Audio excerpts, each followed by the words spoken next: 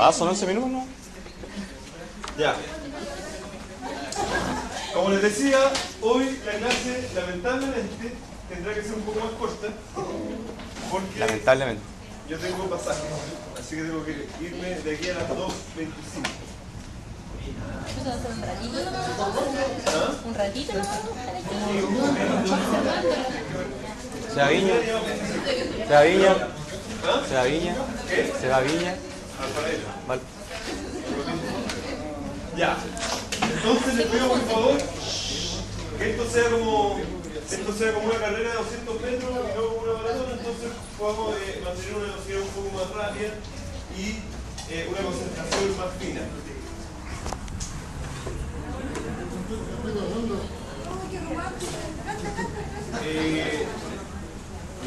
Bueno, como les decía, por eso les pido un silencio y una concentración y solamente que hablen para opinar en torno a los temas que vamos a tratar. ¿Ya? La idea es agarrar los conceptos fundamentales del psicoanálisis lacaniano para que ustedes puedan debatir y decidir un poco mejor el texto, que no es fácil el texto que tienen que leer ahora. Tienen que leer un capítulo sobre el gran otro del por favor. Siento el murmullo. Por favor, les pido silencio. Ya. Por lo tanto, vamos a hablar de los aspectos fundamentales de Lacan y de su proposición en el marco del psicoanálisis. Primero, Lacan es un psiquiatra, como la mayoría de los psicoanalistas. Se interesa por la enseñanza freudiana por ahí por los años 20 y después del proceso típico de cualquier psicoanalista que se precie de serlo, Lacan se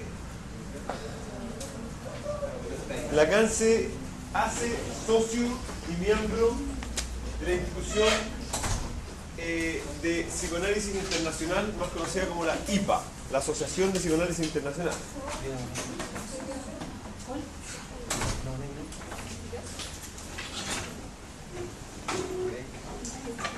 Todo iba bien hasta entonces. Lacan era un clásico lacaniano, empezando los años, un clásico freudiano empezando los años 30. Era, digamos, de la alta sociedad francesa, conocía a artistas bien reconocidos de la época, en realidad conocí como después, pero ya estaba metido en un mundo medio de la intelectualidad francesa. ¿Ya? Empieza a entrar en el tema de la filosofía también. Era un tipo bastante inteligente con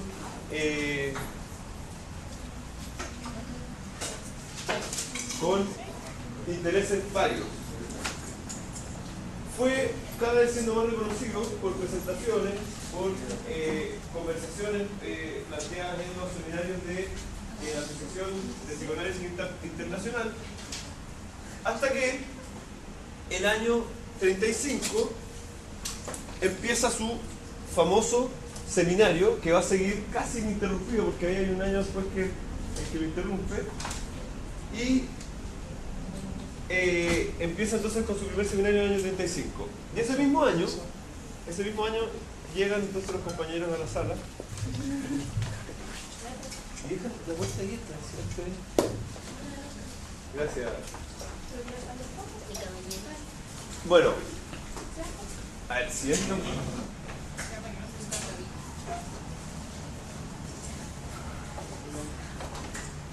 ¿Ya?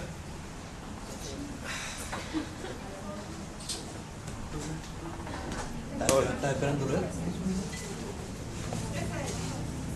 ¿Qué ocurre en el año 35 además de empezar el seminario? Lo echan de la Asociación de Psicoanálisis Internacional. Esto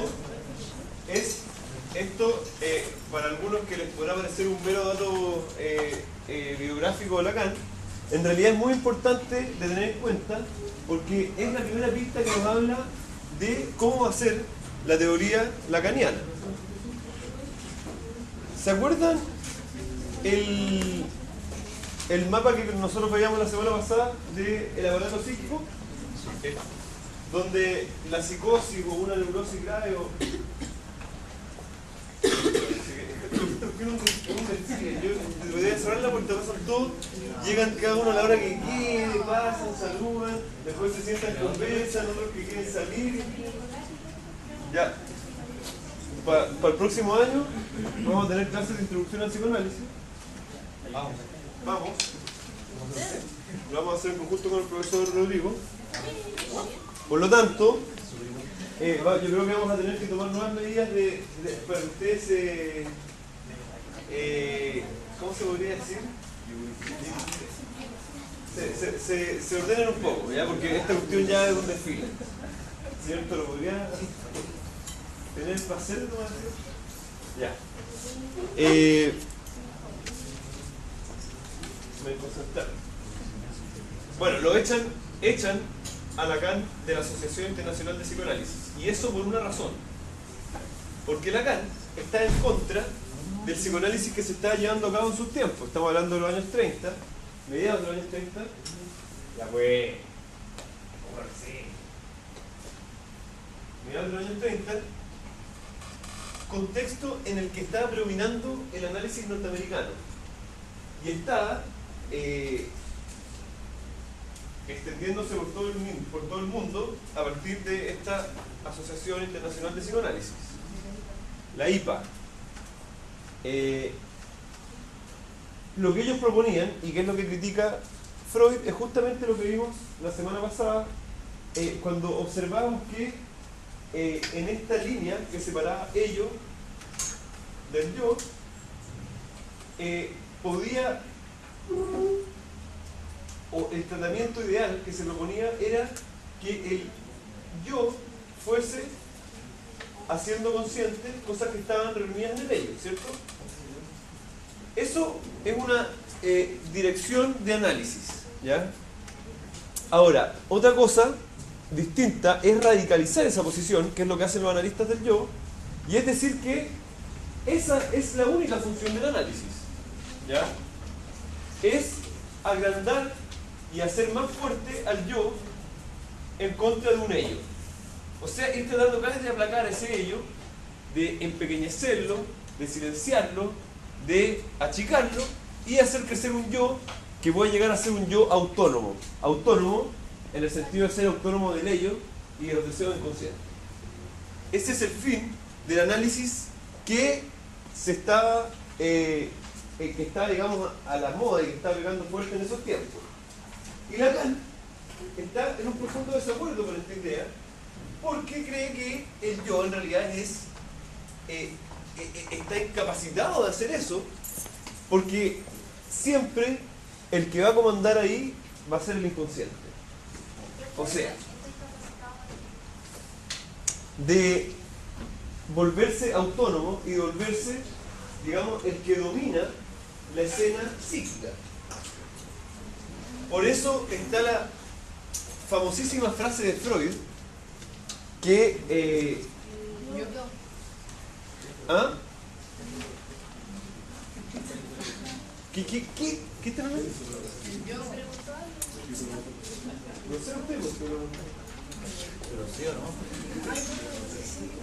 Ya, lo que estamos diciendo es que los psicoanalistas del yo quieren que el fin del análisis sea la autonomía del yo frente al ello. O sea que el yo puede mandar, ¿ya?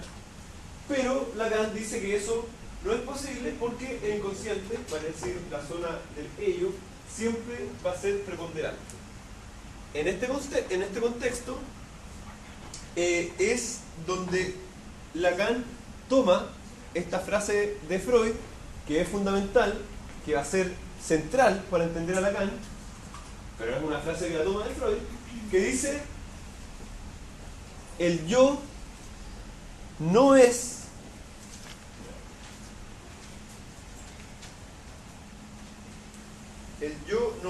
el maestro en su morada. La morada del yo, digamos, el aparato psíquico, el sujeto, ¿ya? en realidad no está comandada, no está gobernada por el yo. El yo ahí hace lo que puede, pero el que manda es el inconsciente o lo inconsciente. ¿Ya? Esa es una frase de Freud que Lacan va a repetir constantemente para combatir a estos psicoanalistas yoicos que están bajo el alero de la hija de Freud, de Anna Freud, y que son los que gobiernan la Asociación Internacional de Psicoanálisis, la IPA, International Psychoanalysis Association. Entonces, empezando Lacan su carrera como psicoanalista de renombre en los años 30, realizando ese seminario al que empiezan a ir muchos psicoanalistas y filósofos y personajes bien interesantes de la escena francesa, es ya de entrada expulsado de la Asociación Internacional, lo que lo obliga a tomar ciertas medidas y un poco más adelante, junto a otros autores, deciden inaugurar una nueva institución de psicoanálisis francesa. ¿Ya? Esa va a ser entonces la institución desde donde Lacan recibe el apoyo para poder realizar su seminario, para poder tener, digamos, la escucha que le va a dar la posibilidad de hacerse conocido y poder difundir su obra. ¿Ya? Entonces tenemos como primer dato anecdótico y que nos permite entender un poco cómo va a ser el marco de la teoría lacaniana esa expulsión de la Asociación Internacional, porque Lacan defiende la instancia inconsciente por sobre la instancia yoica. ¿Ya? Bueno, desde acá en adelante empieza a desarrollarse todo lo que nosotros podemos entender como psicoanálisis lacaniano, que va a tener ciertas particularidades y se va a distinguir del resto de los psicoanálisis, sobre todo por la inclusión de otras ciencias, tratando de abarcar lo más posible desde el psicoanálisis. ¿Qué incluye? Primero que nada, incluye cultura general. Si ustedes leen un texto, cultura general, si ustedes leen un texto, cualquiera sea, de Lacan, van a ver que tiene citas a teatro, a toda clase de ciencia, a poesía, a arte, a historia sobre todo, en fin, a un sinfín de datos, ¿ya? De historia general, de cultura general, que van a ser algo muy rico, muy entretenido de estudiar. ¿Ya? O sea, uno se está aprendiendo constantemente de cosas de distintos campos. ¿Ya? Eso es lo primero que aparece como elemento interesante. Lo segundo, filosofía. Y principalmente, varios autores, por ahora pienso, no sé, Kierkegaard, Schopenhauer, aparecen varios autores criticados o tomados en su obra, pero principalmente dos autores que son Hegel y Heidegger. Hegel lo toma a partir de unos seminarios que fue el propio Lacan, donde un ruso que se llama Alexandre Kojev y que le permitió acercarse a esta oscurísima literatura que es ¿Alguien ha leído a Hegel acá? ¿O ha intentado hacerlo? ¿Sí? ¿Qué ha leído Hegel? La alegoría del hombre dentro del texto de la fenomenología del espíritu. Ya, ese es como el texto claro, ese es el texto clave, la alegoría del amo y el esclavo, y es lo que toma Lacan, así que le va a ser útil haberlo leído.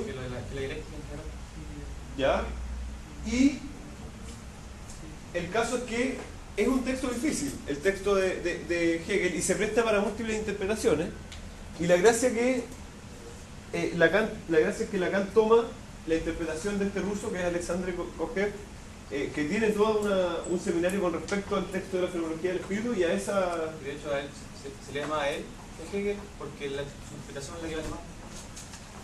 Ya, ese tipo de segregaciones yo no sé si se le da más a Cogeu que a Hegel, pero por lo menos en el marco, claro, del psicoanálisis lacaniano y de algunos contextos, sí, efectivamente se lee harto Cogeu. Esto me guía. Sí, pero esa aseveración nosotros no sabemos que se lee, ¿ya? Es imposible. Y yo diría que se lee más a Hegel porque, no sé, yo en filosofía conocía a muchas personas que estudiaban Hegel y nadie iba a Cogeu para leer a Hegel, porque son hegelianos, no son lacanianos. Bueno, pero entonces tiene esa. Vamos a ver si el próximo, en algún momento, leemos algún texto de Cogeu que sería interesante. ¿Ya? Cogeu, con B corta, K, con K y J. Ya. Y deja de leer, toma, sobre todo, el concepto de cosa, das Ding, que va a aparecer después en los seminarios.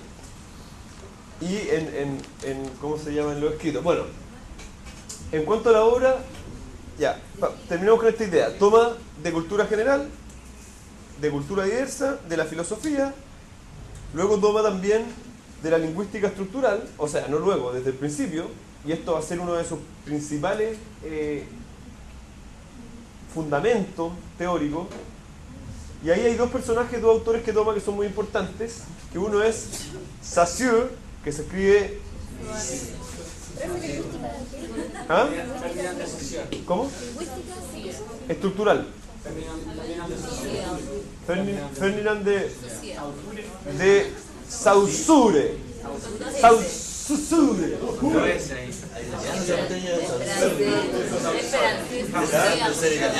Y a otro lingüista que se llama de apellido Jacobson, ¿ya?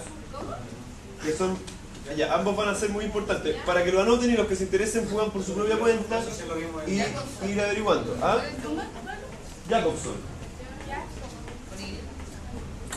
Con J. Jacobson con J. Ya.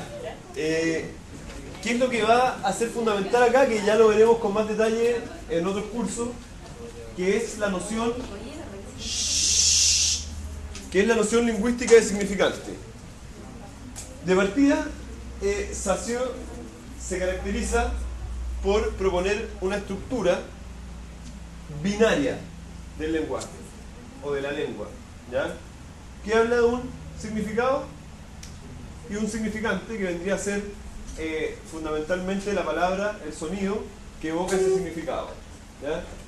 Y plantea que ellos están relacionados no naturalmente, como se pensaba, como muchos pensaban hasta entonces, o sea que había una relación natural entre la palabra y su significado, sino que es una relación arbitraria que se da culturalmente, y ahí hay un montón de estudios y hay toda una discusión al respecto, ¿ya?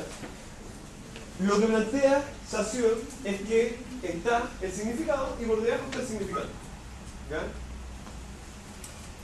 Lo que propone Lacan para elaborar toda una teoría lingüística, que el lenguaje finalmente va a ser, como vamos a ver un rato más, va a ser lo que va a el material del inconsciente y el ordenamiento del inconsciente. El inconsciente se va a organizar como un lenguaje, según Lacan. Entonces no es menor cómo entiende Lacan la teoría lingüística. Y estamos dando pistas generales nomás, ¿ya?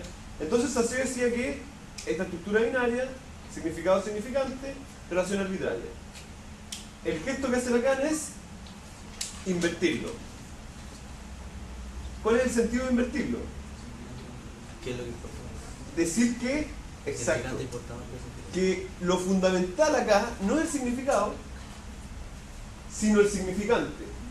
¿Y por qué? Porque el significante en realidad es algo bastante difuso, bastante imposible de decir, ¿ya?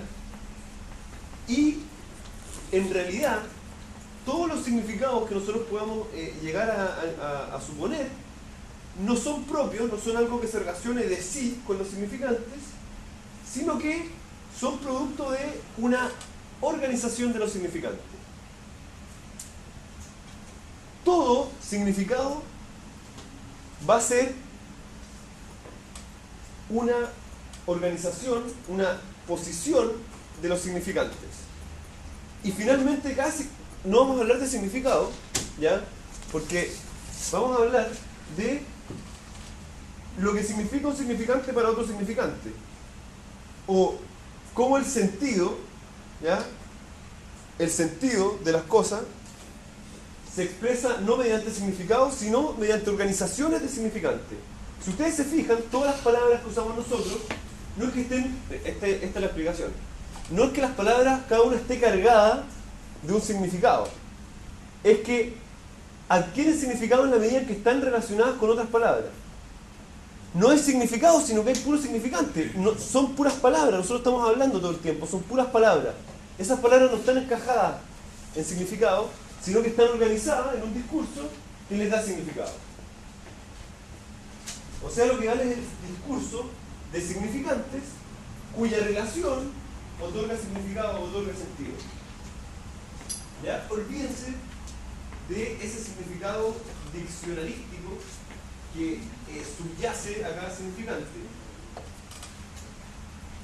Todas las palabras del diccionario que definen alguna otra palabra son palabras iguales, son significantes. Entonces, todo lo que da sentido, todo lo que otorga son relaciones entre los significantes.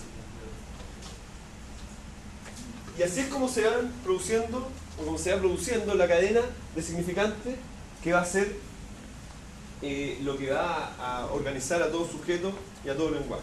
¿Ya? Toda producción de sentido se da en una cadena significante, no en encajes con significado. ¿Ya? Es una organización. ¿Se entiende más o menos la idea? Es oscuro esto, es oscuro, es difícil de entender. El semestre pasado, por ejemplo, estuvimos haciendo una lectura de Lacan con estudiantes de cuarto. Nosotros podemos, y la mayoría de las veces accedemos a Lacan mediante el estudio de comentaristas de Lacan, ¿ya? Que de alguna forma otorgan significado a eso que es una cadena significante, ¿ya? Entonces nos permite a nosotros entender y decir, ah, ya, aquí tenemos XY igual Z. Listo, está claro. XY igual Z. Lo problemático es que cuando leamos a Lacan vamos a encontrarnos con que en realidad no hay fórmula. Porque justamente la propia idea de Lacan con respecto al lenguaje lo imposibilita de ofrecer fórmulas finales que luego podamos otorgar un sentido, una significación propia, a las cuales luego podemos otorgar una significación propia. Por lo tanto, cuando ustedes lean a Lacan se van a dar cuenta de que el texto resulta tremendamente complejo y muchas veces simplemente no se entiende. No sabemos qué está queriendo decir y pareciera que se contradice en algunos lugares. Y si es que alguien quiere leer a Lacan como sería un diccionario, va a estar en problemas terribles y va a tener que quedarse con la lectura de los comentaristas y de los diccionarios de psicoanálisis, que calman la angustia que produce la lectura del texto directo de Lacan. Por eso, imagínense, estuvimos el semestre pasado con estudiantes de cuarto leyendo un texto que es fundamental, que es el seminario sobre la carta robada, que es un cuento de Poe, que a partir de un cuento de Poe. Eso podríamos haber comentado. ¿Quiénes estuvieron en la reunión de ayer? Bueno, ¿se acuerdan que alguien preguntó por la relación entre psicoanálisis y literatura? Sí. Bueno, el mismo Lacan trabaja mucho con literatura. Imagínense, uno de los primeros textos para explicar el sentido de... Para explicar el sentido de... Me concentran, se van a conversar. ¿Qué les cuesta esperarse un rato, levantar la mano y comentar?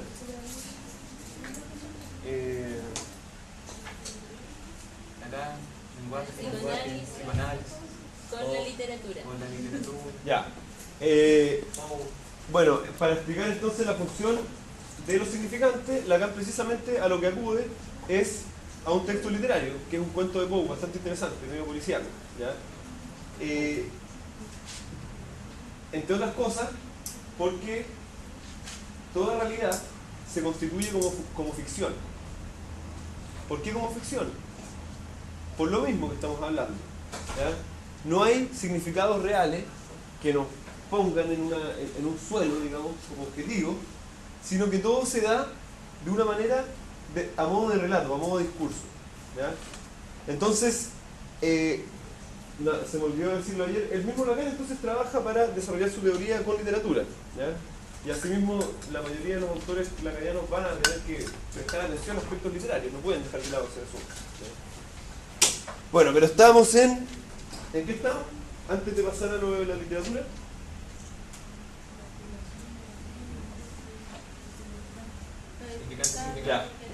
Ya. Eso es un tema complejo, pero me parece que se pueden quedar con esa idea fundamental. ¿Ya?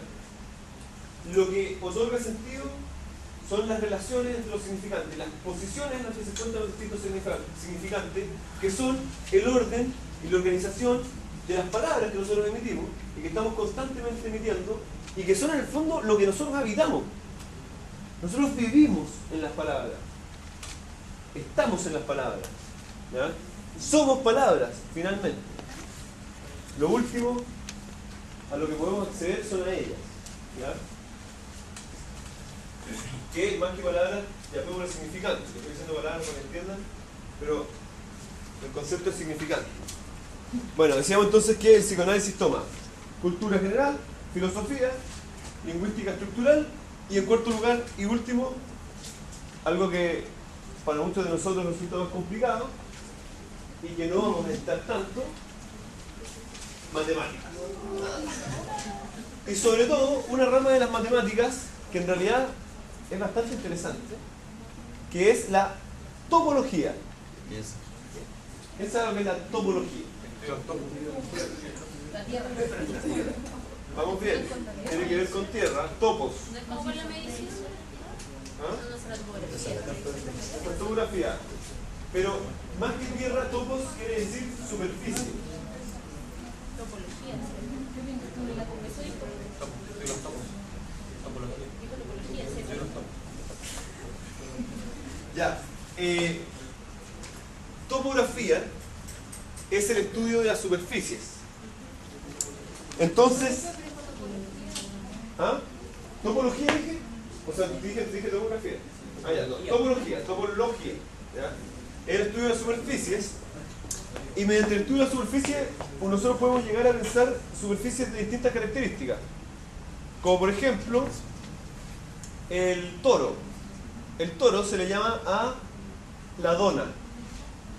Imagínense la dona, un donut, sin carne, sino solamente la superficie. ¿Se fijan que es una estructura bastante peculiar? Que tiene un espacio vacío adentro y que esa superficie se puede simplificar, ¿ya? a una comprensión matemática. Asimismo, hay un montón de superficies, formas, que nosotros vamos a poder entender y vamos a poder formalizar matemáticamente, y ellas nos van a permitir, ellas las va a utilizar Lacan para entender un poco estructuras de lenguaje o de distintos procesos psíquicos, ¿ya? Entonces va a echar mano. Nosotros vamos a usarla poco, sobre todo porque la formalización matemática nos resulta costosa, pero es bastante útil observar estas imágenes para entender ciertos procesos digamos, de una dialéctica del sujeto en un marco espacial, ¿ya? Que nos va a permitir también pensar el tiempo en el psicoanálisis y otros conceptos que son complejos, son propios de la filosofía, pero que se pueden llevar a esta especie de realidad, ¿ya? De realidad psíquica. Ya, esos serían los 4 campos, digamos, más típicos que Lacan usa para desarrollar su teoría, ¿ya? Bueno, volvamos entonces a el punto en el que Lacan se aleja del psicoanálisis teórico y empieza a defender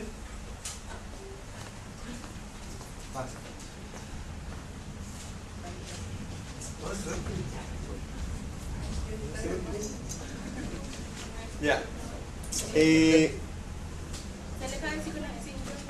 se aleja del psicoanálisis teórico y volvamos sobre esta frase para entenderla mejor, que es una cita de Freud que dice: el yo no es el maestro en su morada.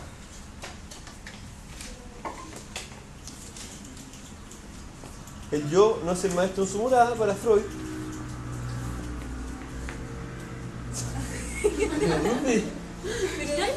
Pero es que me concentro, mira.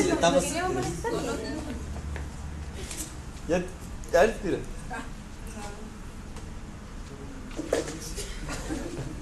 Ya. El yo no es el maestro en su morada quiere decir que el yo. Y aquí vamos a tocar un punto fundamental de Lacan.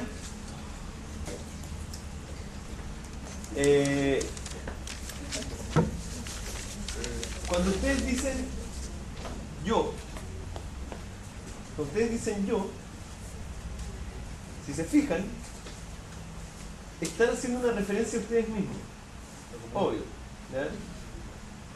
En ese gesto de referencia, la emisión del significante y el hacerse la idea de un yo implica una especie de salida que intenta referir a algo interno. ¿Por qué no explica lo de Hegel y la identidad más fácil de entender así? No.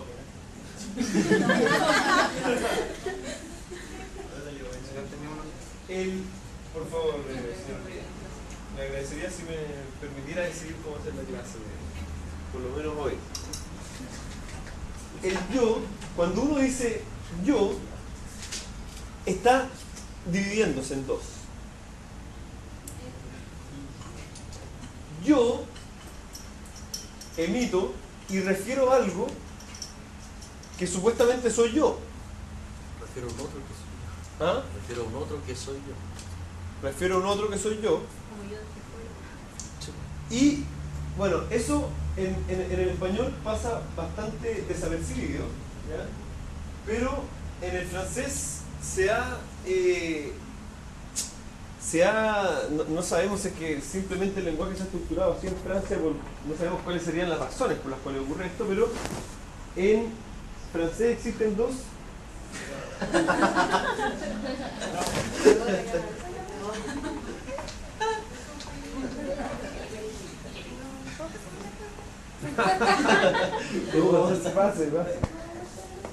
En el francés es distinto. En francés existen dos acepciones de yo.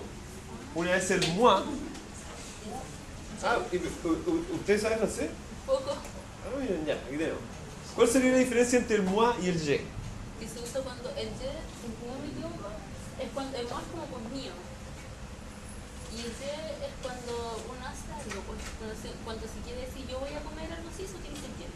Ya, eso sí. El je es, claro, refiere a una acción del yo. ¿Ya? El je vendría a ser un yo más elaborado, que es un yo siendo. Perfecto. Es un yo no haciendo, sino siendo. ¿Ya? Y el moi, no confundan porque suena parecido, pero no es un mí, no es lo mío, ¿ya? Sino que es yo también, pero es un yo quizás más abstracto. ¿Ya? Entonces, cuando yo digo yo, o cualquiera de ustedes dice yo, está poniendo en juego dos instancias del yo. Aquella que lo emite y aquella a la que se refiere. ¿Ah? El que lo emite es el je, que es el yo simbólico, y el que queda como referencia vendría a ser el moi, que es el yo imaginario. Y ahora, forzosamente, vamos a pasar a explicar brevemente para poder seguir con el tema de esta irrelevancia del yo dentro del aparato psíquico. Vamos a explicar brevemente, no explicar, sino mencionar brevemente aquello fundamental de la teoría psicoanalítica, que son los tres registros. Pero usted dijo que para la frase de Freud ese yo no es una persona. ¿Qué quiere decir el yo? ¿Qué? ¿Cómo? ¿Qué quiere decir el yo en esa frase de que no es el yo? Me parece que ese es el je, ¿ya? El yo simbólico, pero refiere básicamente a que el yo entendido en la concepción del psicoanálisis yoico, vale decir aquellos que dicen que los psicoanalistas que hace un momento tenían el poder y que hoy día siguen existiendo por montones y que yo creo que tienen tanto poder como o más, ¿ya? Son los más institucionalizados, y proponen que la cura psicoanalítica tiene que ver con que el yo pueda hacerse autónomo de su inconsciente, con que el yo pueda ser dueño del sujeto. Y eso no va contra el psicoanálisis mismo. Y entonces la frase de Freud quiere decir que el yo no puede hacerse solo. Lo que dice Freud, no, perdón, lo que dice Lacan es que eso es pasar a llevar el sentido más profundo del psicoanálisis freudiano. Porque el sentido del psicoanálisis freudiano está en el ello. En la potencia de lo inconsciente, claro, y del ello, en ese sentido. Porque la vida, las pulsiones vienen de ahí, la vida se organiza desde ahí.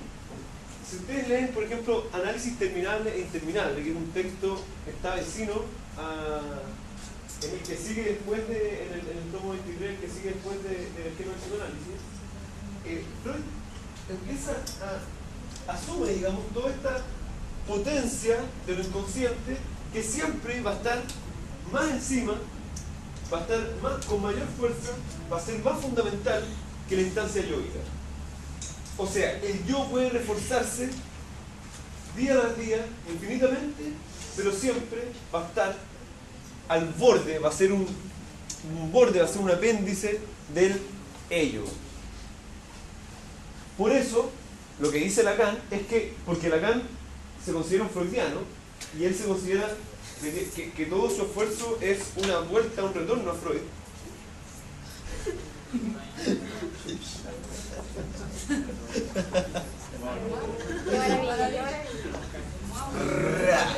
La maravilla. Despertando. Me veo con pijama.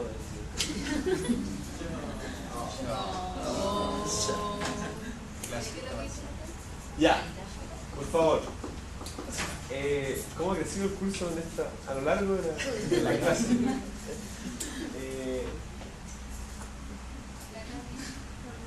Allá Lacan dice que se pasa a llevar el psicoanálisis a los viajes del inconsciente, o sea, el ello. Claro. En el fondo, lo que plantea el psicoanálisis yoico, el psicoanálisis de la hija de Freud, y de la IPA, que es la Asociación Internacional, que es la que expulsa a Freud, es decir, a Lacan, es la que plantea que tiene la esperanza de que el yo pueda sobreponerse a la fuerza del inconsciente, que el yo pueda hacerse cargo, pueda ser autónomo, y que nosotros podamos funcionar sin deseos inconscientes, y que en el fondo tengamos todo en nuestro pensamiento clarito, ¿ya? Y que seamos dueños y nos gobernemos a nosotros mismos, ¿ya? O sea, eliminemos el psicoanálisis que le va a dar a sí mismo. Exactamente, eso es lo que dice Lacan, ¿ya? Esto es absurdo porque va en contra de la idea del psicoanálisis, ¿ya? Es imposible que esto ocurra, dice Lacan, porque lo que gobierna es el inconsciente. Eso es lo que gobierna. Eso es lo que explica Freud, por ejemplo, en más allá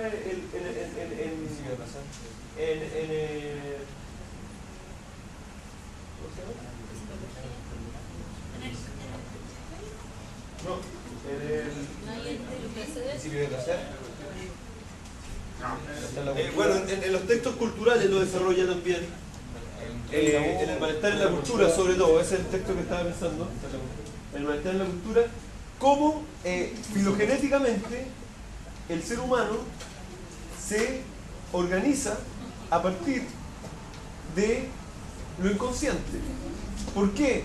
Porque hay represiones primordiales, porque todo lo que nos fundamenta, toda la fuerza que nosotros tenemos, todo lo que nos intenciona, viene de lo reprimido, inconsciente. Por lo tanto, no podemos salirnos de eso y creer que hoy en día vamos a poder reforzar nuestro yo al punto de dejar de lado lo inconsciente, ¿ya?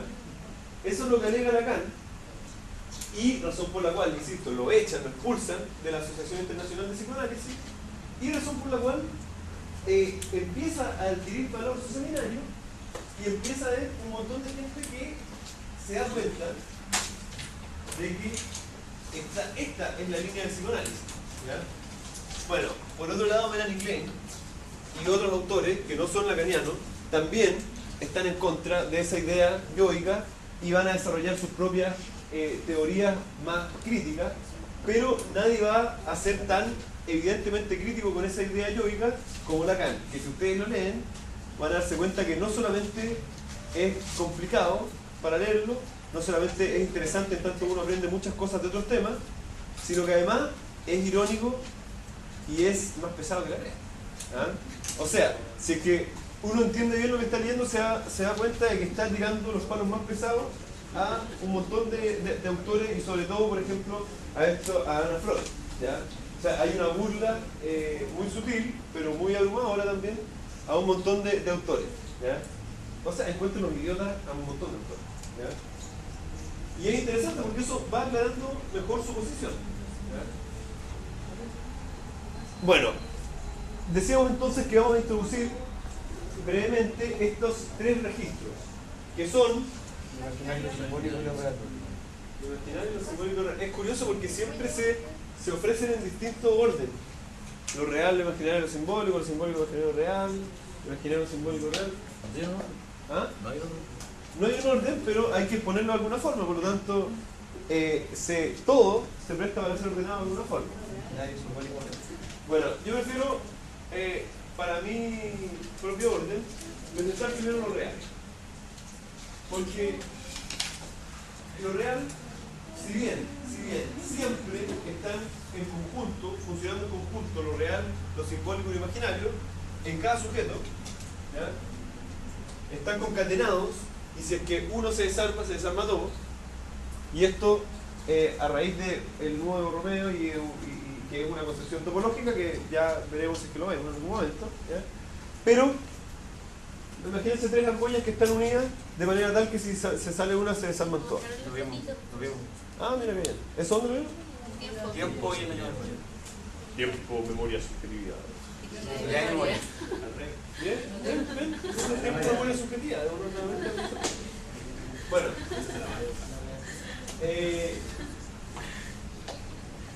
Partamos con lo real. Para esto es útil imaginarse a la guagua. ¿Por qué es útil imaginar la guagua? Porque hay aspectos, porque todo esto en el fondo se relaciona con el ser humano y con las características de este Homo sapiens u Homo deseus u Homo pulsionus, podríamos decir montones de ideas a partir del psicoanálisis. Y hay un desarrollo que Lacan también va a trabajar muy profundamente, sobre todo con la teoría del estadio del espejo. ¿Han escuchado hablar de eso alguna vez, no? Ya que es muy importante para entender todos los conceptos que ya son más metapsicológicos. ¿Ya? Bueno, hay una instancia que está presente siempre, que es imposible de ser simbolizada. Hay algo, dice Lacan, que no deja de no escribirse. No deja de no escribirse. Hay algo que se caracteriza por ser imposible de ser evocado simbólicamente y por lo tanto de ser pensado. ¿Ya? Eso es lo real.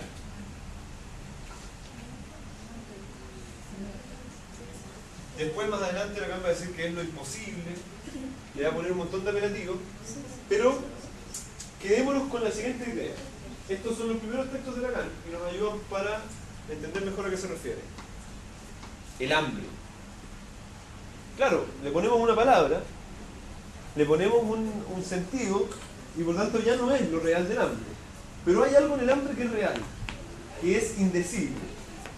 Hay algo en la muerte también, por ejemplo. Como la parte que no calza con la definición. Esa parte que tiene como satisfecha de la definición de las palabras.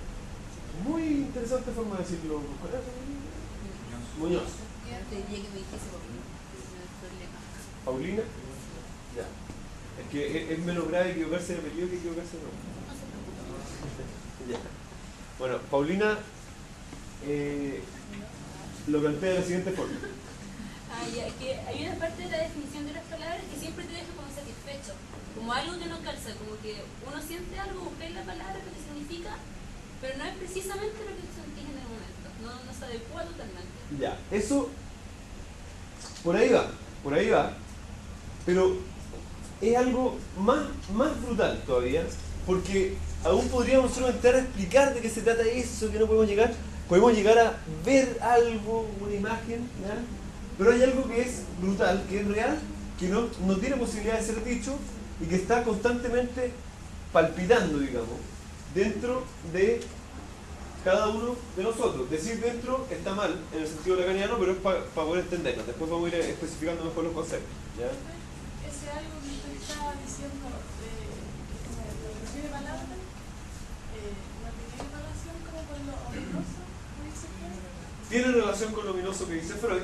Sí, tiene relación con lo ominoso que dice Freud, pero lo ominoso también se relaciona con lo imaginario.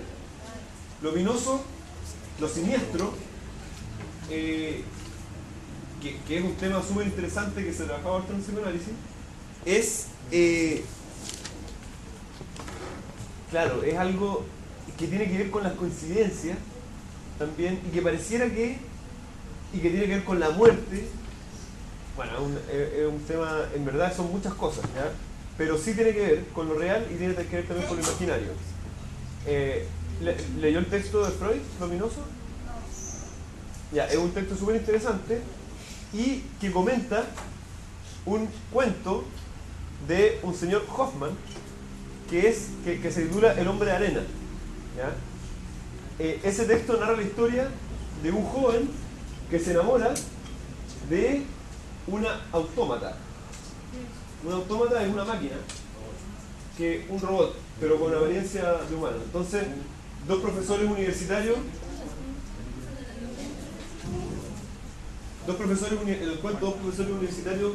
logran crear un robot que toca el piano y que toca perfecto. Entonces hacen una reunión y están, o sea, una reunión, un concierto, y va mucha gente de la universidad a escuchar el concierto, y esta niña, que supuestamente es la hija de uno de los profesores, toca el piano a la perfección, pero curiosamente a nadie le despierta deseo, a nadie le despierta nada, pero a este estudiante se enamora de ella. Entonces empieza a tratar de, justo su ventana da a la ventana del profesor, y de repente se da cuenta que está ahí sentada siempre mirando hacia la pared, y hay todo un tema, y finalmente ve que llega un ojo de ella y que el padre, el supuesto padre, y ahí empieza a entender y finalmente se suicida, ya un tema. Pero tiene que ver con cosas, con algo tan extraño como el amor que puede producir un autómata, que es algo ya que pasa para el lado de la psicosis. Pero tiene algo que ver y habría que desarrollar más este tema sin duda. Bueno, lo real, entonces, lo real. ¿Qué? El auto. Venden unos tubos de escape Una hora. que hacen más ruido. Sí. Una hora. Pero qué estupidez más grande, nunca he visto algo semejante. ¿Ahora sacan parte? Pero es como una sustitución fálica, como que suena como un rugido de una máquina, puro haciendo ruido. Impresionante. Bueno, a las personas que les gusten los tronadores pueden retirarse de la sala. No. Bueno, es una sustitución fálica, claramente, ¿eh? Una sustitución de masculinidad.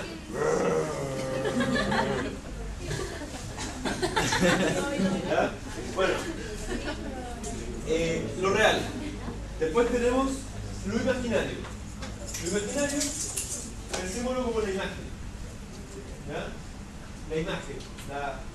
Esto que se ve y que no puede, sin embargo, ser, no forma parte del lenguaje.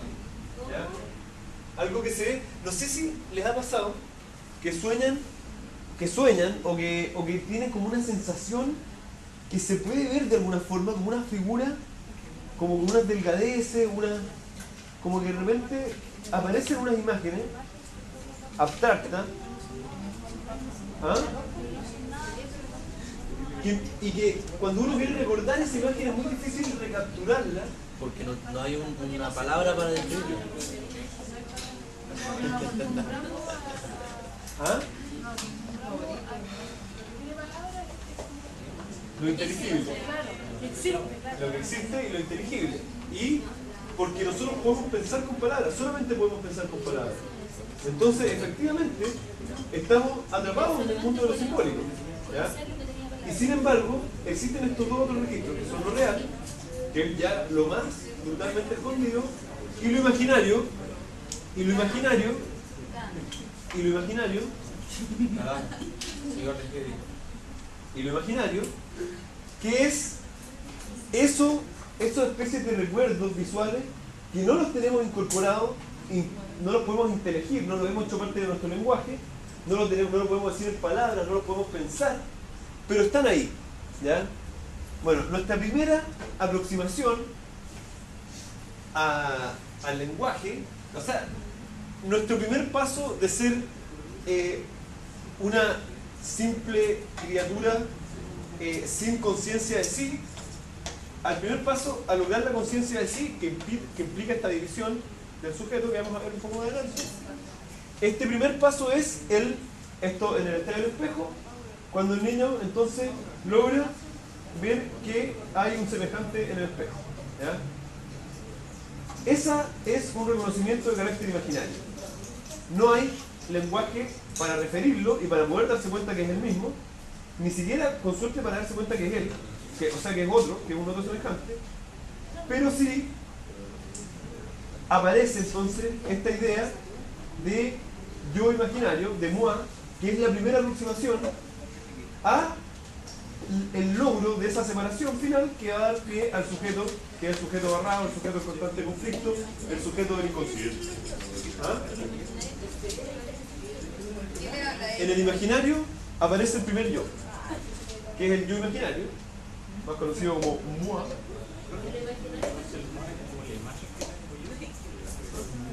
Pero un poco.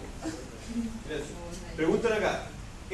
Esto siempre se presta para interpretaciones que se alejan, ¿ya? Por ejemplo, si alguien dice, la imagen que yo tengo de mí mismo, esto es una imagen en realidad simbolizada, ¿ya? Cuando decimos, ¿cuál es mi imagen? Bueno, yo me considero una persona buena para la pelota, no sé, qué sé yo. Ya, eso es una imagen simbolizada, ¿ya? Esto es una imagen previa, mucho más ancestral, mucho más básica, que tiene que ver con la... No tiene detalle. No tiene detalle, por lo menos en cuanto al moi.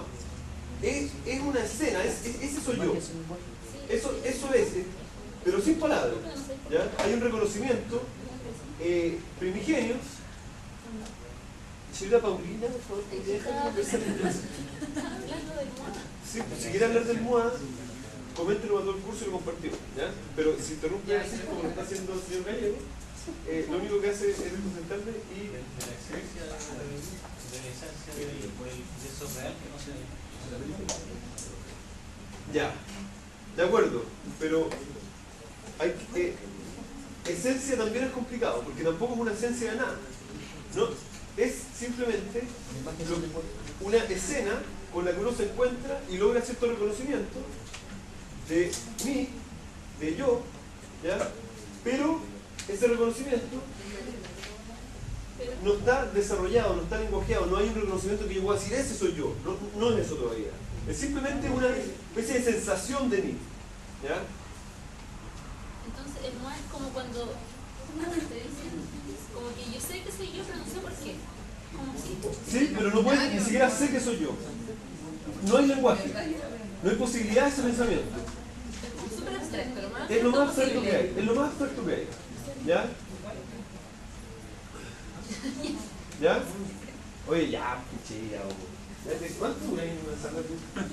Que no le escribimos ni ¿Nadie me entiende? Bueno, ustedes ven, si que ustedes ven entrevistas, por ejemplo, a Rubinesco o a personas que iban al seminario de Lacan, decían, bueno, la verdad que, y que son psicoanalistas hasta el día de hoy los más reconocidos, bueno, la verdad es, francés, todo el estilo de los psicoanalistas, yo no No, la verdad que no entendíamos mucho por qué, era como más como una onda que se armaba. Así era. Y efectivamente se le entendía re poco, y hoy día está sistematizado y se logra entender ciertas cosas, pero hay algunas ideas que son las centrales, que son las que nos permiten hablar de un psicoanálisis lacaniano y de ciertas como decisiones políticas, podríamos decir, éticas, no, sobre todo éticas, que nos permiten hablar de algo preciso que es el psicoanálisis lacaniano. Pero las interpretaciones dentro del psicoanálisis lacaniano también son diversas, y por eso hay miles de escuelas, ¿ya? Entre Francia, Brasil, Argentina, España, Inglaterra. Hay un montón de escuelas de psicoanálisis lacaniano, y como les comentaba ayer también, el psicoanálisis lacaniano ha sido muy adaptado por la filosofía, volviendo a Hegel, por ejemplo, retomando a Heidegger desde Lacan, o a Hegel sobre todo desde Lacan, que es un ejercicio súper interesante, obviamente difícil, engorroso, pero Lacan ofrece de verdad conceptos y proposiciones muy interesantes, y además aterriza con elementos como el estadio del espejo o... ¿Ah? ¿Qué no se nos... Ya. Pero déjame terminar con este registro y vamos a ver. Bueno, el registro imaginario sería ese entonces. Y luego tenemos el tercer registro, que es el simbólico, que es el registro que adviene con el uso del lenguaje, ¿ya? El uso del significante. Y en estricto rigor, luego está el tercer registro, que es el significante. Es el simbólico, lo real, lo imaginario, y ahora en tercer lugar lo simbólico, ¿ya? Lo simbólico tiene que ver con la palabra, con el lenguaje, lo que permite la posibilidad de pensar, lo que finalmente nos diferencia del resto de los animales. Nosotros somos como somos, tenemos cultura porque tenemos lenguaje, ¿ya? Ahí van a haber críticos de Lacan que le van a decir, oye, pero las abejas tienen un lenguaje, ¿ah? Y ahí entonces Lacan dice, de acuerdo, pero ese es un lenguaje únicamente de apuntar. Eso no es un lenguaje en el sentido que lo entendemos nosotros, donde hay una complejidad mucho mayor, y no solo cuantitativa, sino que cualitativa. Hay un cambio, ¿ya?, en cuanto al uso de, ¿cómo se llama?, la palabra que arbitrariamente designa otra cosa, ¿ya? Y en cuanto al tema del lenguaje, ¿no se generan problemas o discusiones con el tema de los idiomas? Sí, porque es un tema. Porque son bases de los idiomas muy distintos, por ejemplo, el inglés con el español. El español es mucho más difícil que otros idiomas porque tiene conceptos muy específicos en general. Entonces, se generan muchas... Ese es un tema del psicoanálisis, ¿ya? De hecho, hay un, no me acuerdo ahora el nombre, pero hay un traductólogo, ¿ya?, un traductólogo bien conocido que es un comentarista de Lacan y que toma y trabaja mucho ese tema, porque efectivamente en el análisis se trabaja con la lengua. Y vamos a ver después el concepto del gran otro, y en ese sentido sí importa en qué lengua estemos hablando, ¿ya? Entonces, bueno, pero van a haber distintas opiniones con respecto a eso. ¿Cuánto importa? Si es que es fundamental o si es que es algo que en realidad es lateral y no es tan importante, ¿ya? Eso es una discusión que hay dentro del psicoanálisis lacaniano, pero que no podemos desarrollarla acá, ¿ya? Pero sí, existe esa discusión. A ver, ya.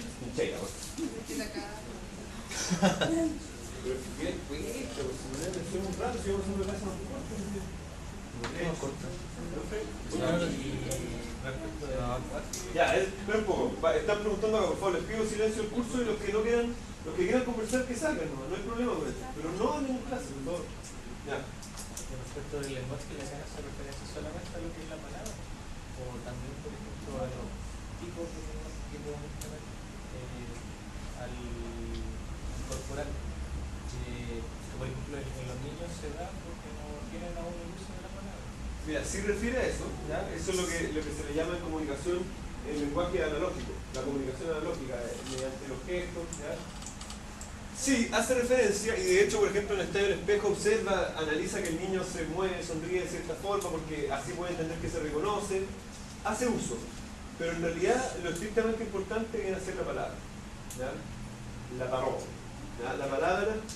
La palabra es lo que contiene la mayor cantidad de cosas, ¿ya? O sea, lo que nos permite entender mejor un montón de cosas, ¿ya? Bueno, lo real, lo simbólico y lo imaginario, en estricto rigor, emergen en el aparato psíquico, usando conceptos de Freud, no de Lacan, cuando aparece lo simbólico. O sea, existen como tres ejes y se entienden como tales una vez que ha surgido lo simbólico. Antes podríamos decir que había real y había imaginario, pero solo se pueden entender como tales una vez que están en relación con lo simbólico, ¿ya?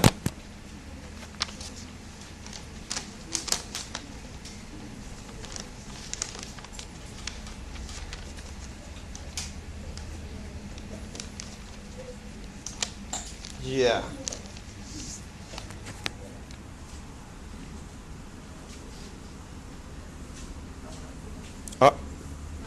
Mira.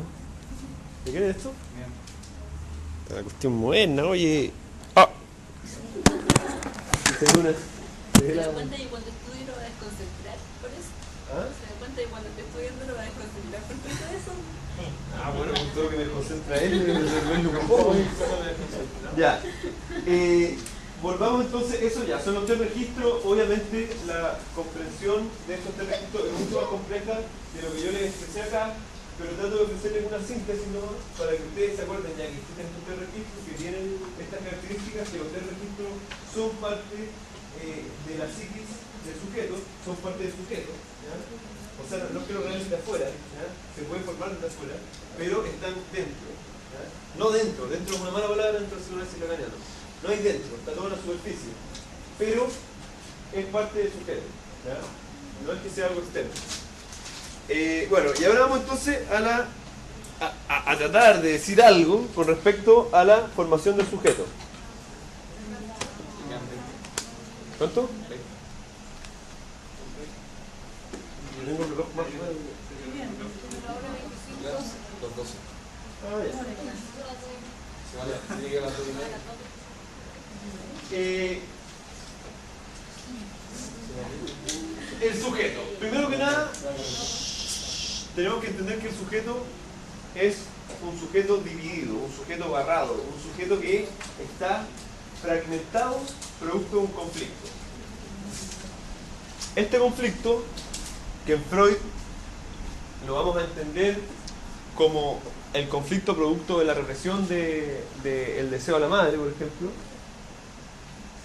aquí lo vamos a entender como un conflicto que tiene relación, guarda relación con esa renuncia al deseo de la madre, a ser el falo de la madre, derechamente.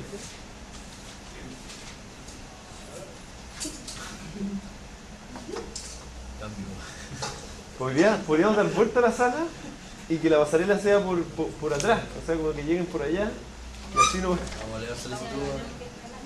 Leemos mi nueva ahí arriba. Leer el cambio de sentido.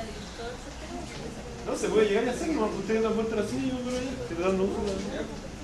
Ya. Ya.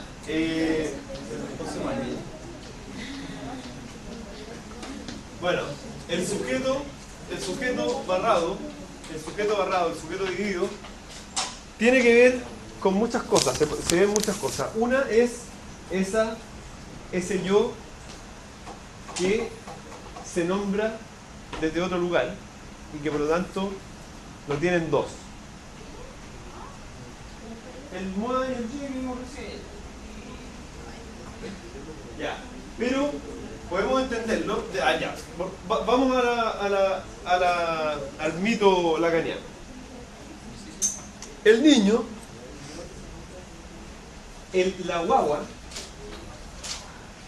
no me pongan en una prueba nunca bebé, por favor. A mí no me gusta.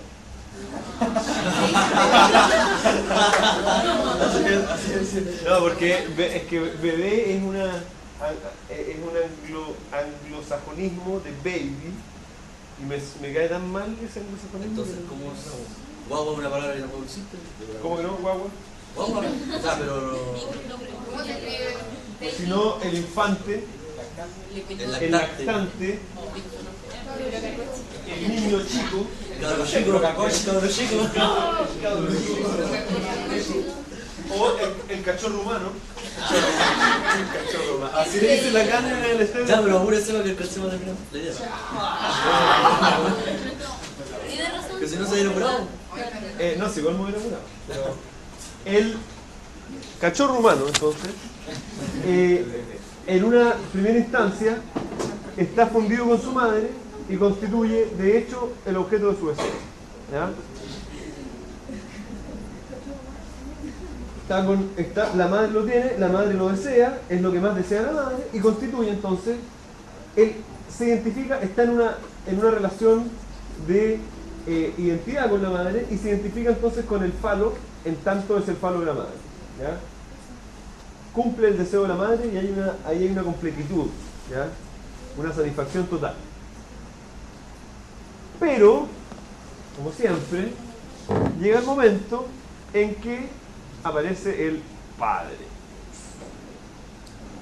Y la madre tiene que prestarle atención al padre y por lo tanto sacar de ese lugar de total completitud al cachorro humano.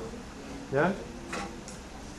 O sea, este niño que está en la completitud total de repente se da cuenta que no es él el falo, que al parecer ese otro lo tiene o ese otro lo es, que es el padre, y que la madre se muestra que es a él a quien desea y no al hijo, no a este cachorro humano que está empezando a desarrollar su yo. Esa es la primera instancia fundamental y va a ser la instancia que introduce aquello que se van a llamar y aquello en lo que consistieron las jornadas con el profesor Marinas, el nombre del padre. La metáfora paterna, la función paterna, aparece entonces una vez que la madre abandona al hijo, no lo abandona, pero ya no lo tiene como su único deseo y cumplido, no lo tiene por falo, y por lo tanto el niño queda en una especie de intemperie que lo obliga a asumir que ya hay más cosas además de... que aparecen más cosas además de la madre y de su identificación con ella. ¿Ya? Y tiene que asumir además que él no es el objeto de deseo de la madre, lo que es una caída narcisística. ¿Ya? En ese gesto de caída narcisista y en asumir la figura del padre,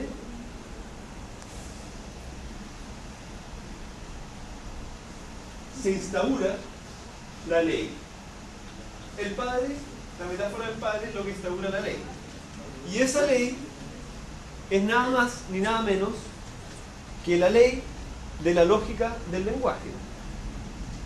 Es cómo se ordena el lenguaje, cómo funciona el lenguaje.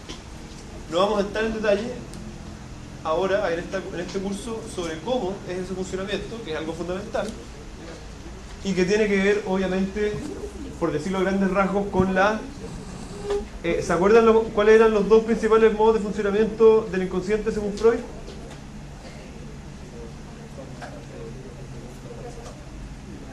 Desplazamiento y condensación. Ya, para Lacan, el inconsciente se organiza como un lenguaje. Para Lacan, el inconsciente se organiza como un lenguaje. Por lo tanto, en lugar de desplazamiento y condensación, vamos a tener metáfora y metonimia, respectivamente. La metáfora, ya ustedes me imagino que saben bien lo que es una metáfora, va a referir a la condensación, y el desplazamiento en Lacan va a ser la metonimia. La metonimia es el uso, el reemplazo de palabras por contigüidad. Por ejemplo,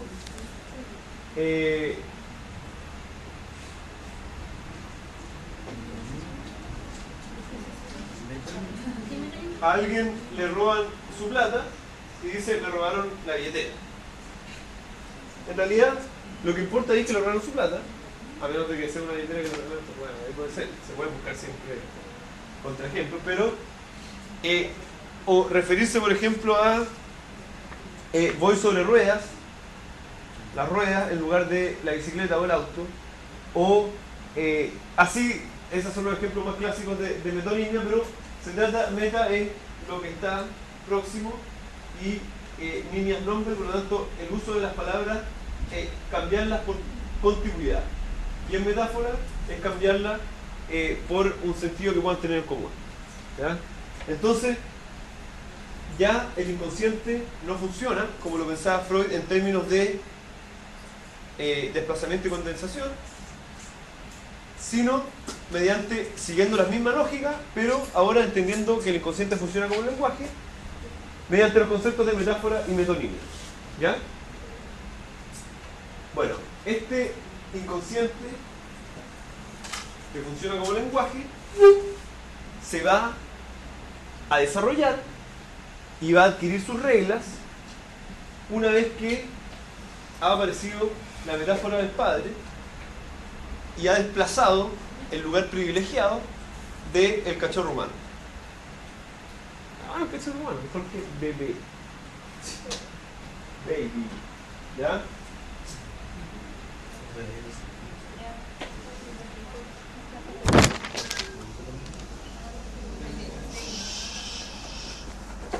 Bueno, de este modo entonces se construye la cadena de significantes. Y aquí es donde aparece también entonces el registro simbólico que da pie a la organización triádica real, imaginario y simbólico, y que permite entonces la asunción del sujeto. Preguntas, porque esto es lo breve que podemos ver de Lacan en este curso. Preguntas, por favor. ¿Ah? El certamen es la próxima semana. Correcto. No logré coordinar eso. Ustedes saben que no es tan fácil aquí la coordinación de cosas raras, pero voy a hacerle unas preguntas para que escriban. Pero les digo desde ya, la caligrafía tiene que ser de primera. Alguien que escribe una cuestión así que no se entienda, a mí yo no tengo esa flexibilidad para interpretar símbolos. Preguntas, por favor, con respecto a la continuación. ¿Va a explicar lo que es la diferencia entre el otro con mayúscula y el otro con minúscula? Sí. Miren, a grandes rasgos, el otro con minúscula es un semejante. ¿Ya? Ah, ¿verdad que ustedes están leyendo el libro del otro? No. O sea, el texto sobre el otro. Pero El otro con minúscula es un semejante. Es un semejante como cualquiera de ustedes o yo somos semejantes. ¿Ya? El otro con mayúscula es un otro siempre ¿qué cosa? Muy bien, pero es un otro fundamental. ¿Ya? ¿Por qué digo esto? Porque en primera instancia, por ejemplo, el otro del niño es la madre. Ese es su gran otro. ¿Ya? Pero una vez que logra separarse esta relación que hay con la madre, el otro va a ser la cultura o la sociedad en su conjunto. ¿Ya? Y en realidad va a ser básicamente el lenguaje mismo. Hay muchas referencias al otro, ¿ya? Hay muchas formas de entender el gran otro, o el otro con mayúsculas, pero tratemos de concebirlo en primera instancia como la instancia, el contexto del lenguaje, el cual va a estar siempre haciéndonos, refiriéndose de alguna forma a nosotros y por lo tanto constituyéndonos. Es el gran otro el que define nuestro yo y nuestro inconsciente. ¿Ya? El otro es el que no se incluye. Y no confundir con el otro semejante que es cualquier otra persona. ¿Ya? Eso es lo fundamental, señor Carlos. ¿Ya? Oscuro. ¿Ah? Es oscuro. ¿Qué más? ¿Qué más? Pero dile, Pablo. Usted nos explicó sobre el sujeto del punto de vista del niño. Y el cosa con el sujeto ya más grande. Porque nos dio una cierta explicación de lo que era sujeto en tiempo. Que al fin y al cabo como que se nos cambió la definición de lo que teníamos llamado de sujeto. Porque se nos hacía una explicación con el espejo y el otro. Hable un poco más fuerte y ya pues, queda un minuto, por favor, silencio. Relacionado con el sujeto ya constituido, referido a la alegoría del espejo. Espera un poco.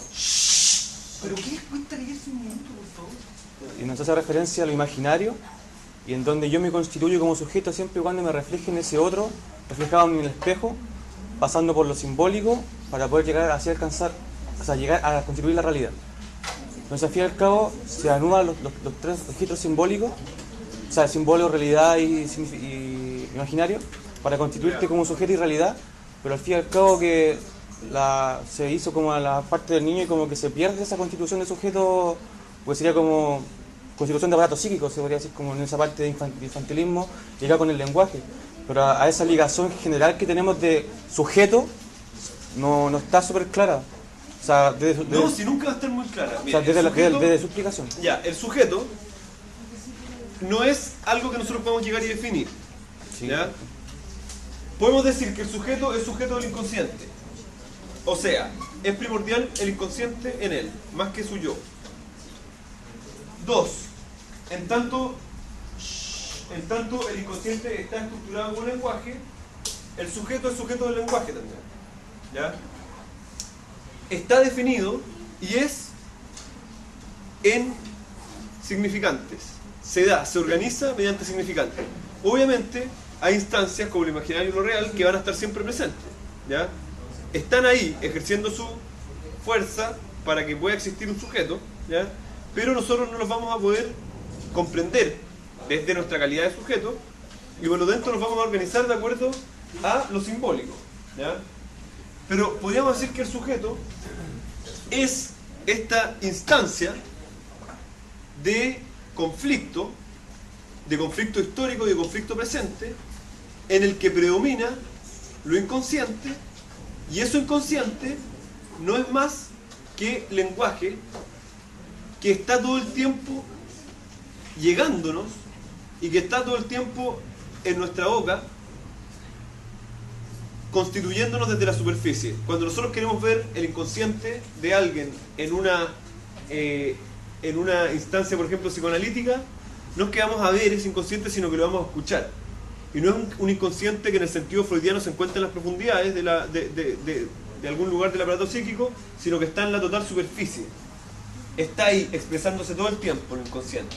En las palabras que usamos, las cosas que decimos. Mira, es cosa de pensar la cantidad, la infinitud de palabras que uno puede emitir en cualquier momento. La infinidad de cosas que uno puede llegar a comentar. ¿Ya? Y sin embargo elegimos una. Pero uno puede decir 1.000.000 de cosas en cada momento. 1.000.000, infinitas cosas en cada momento puede elegir. Y sin embargo, elegimos una. Esa elección es lo que constituye nuestro inconsciente. Y las relaciones entre esas elecciones es lo que van a caracterizar a cada sujeto en particular. ¿Podemos entender cómo funciona? ¿Ah? Se va el bus. ¿Sí qué? Se le va el bus, le dijeron. ¿Se le va el qué? El bus. Pero es que me unen. Ya, se le va el bus. Ya, última pregunta. ¿Están claros con los contenidos? Ya, de esta clase le voy a preguntar lo elemental nomás, ¿ya? ¿Cuáles son los 3 registros? Algo así, ¿ya? No, ¿ah? ¿Ya? Pero les pido que lean el texto de Lacan. Ya. Lean el texto de Así es como termina la clase de profesor Camilo.